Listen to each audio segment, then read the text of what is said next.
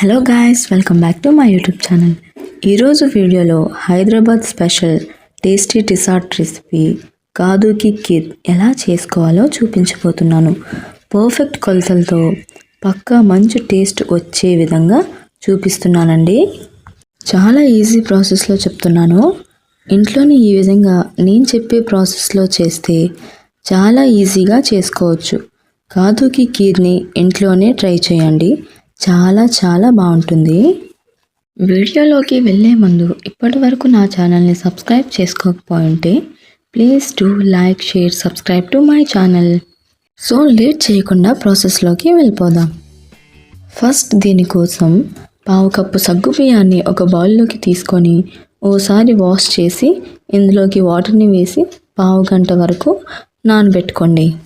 సగ్గు బియ్యం నానేలోపు 1/2 kg సొరకాయని తీసుకొని పైన ఉన్న లేయర్స్ని తీసేయండి అండ్ అలాగే లోన ఉన్న సీడ్స్ని కూడా తీసేయండి.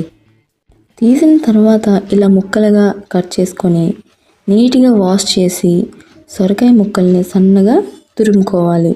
నేను చూపించిన విధంగా ఇలా సన్నగా తురుముకోవాలి.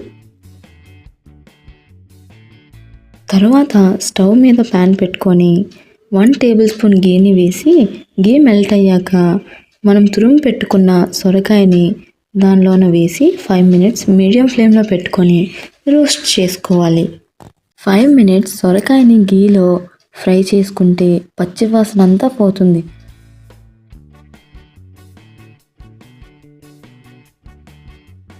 తర్వాత ఇందులోకి పావు కప్ దాకా వాటర్ని వేసుకోండి.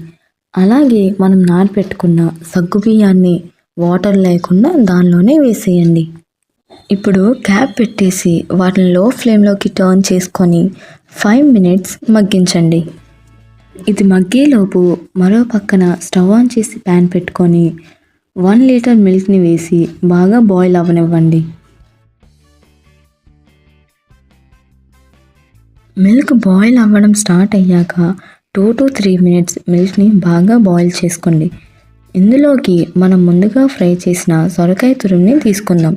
సొరకాయ తురుముని మొత్తాన్ని తీసుకొని ఓసారి బాగా కలపండి. ఉడుకుతున్న పాలలోకి సొరకాయ తురుము మొత్తాన్ని తీసుకొని ఓసారి బాగా కలపండి. ఇలా కలిపాక మంటని మీడియం ఫ్లేమ్లో పెట్టి 3 to 4 minutes బాగా మరగనివ్వండి.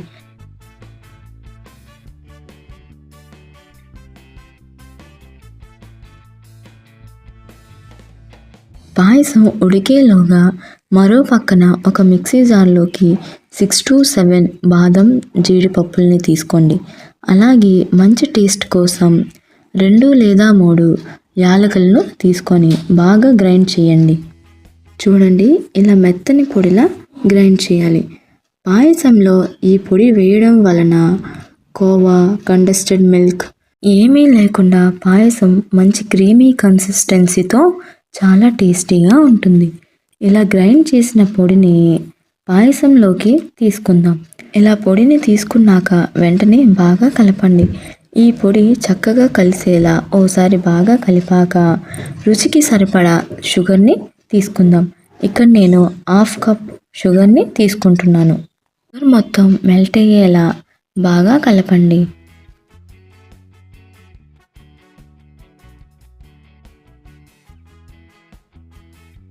ఇలా బాగా కలిపాక ఇందులోకి సన్నగా కట్ చేసుకున్న డ్రై ఫ్రూట్స్ని కూడా తీసుకుంటున్నాను.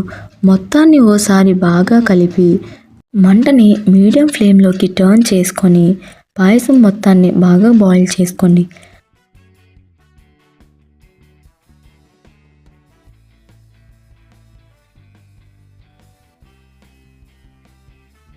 అలాగే ఇందులోనే పాయసం మంచి కలర్లో ఉండడానికి చిటికెడంత గ్రీన్ ఫుడ్ కలర్ని యాడ్ చేసుకోండి. ఈ ఫుడ్ కలర్ అనేది పూర్తిగా ఆప్షనల్ అండి. ఇలా పాయసాన్ని బాగా బాయిల్ చేసుకోండి.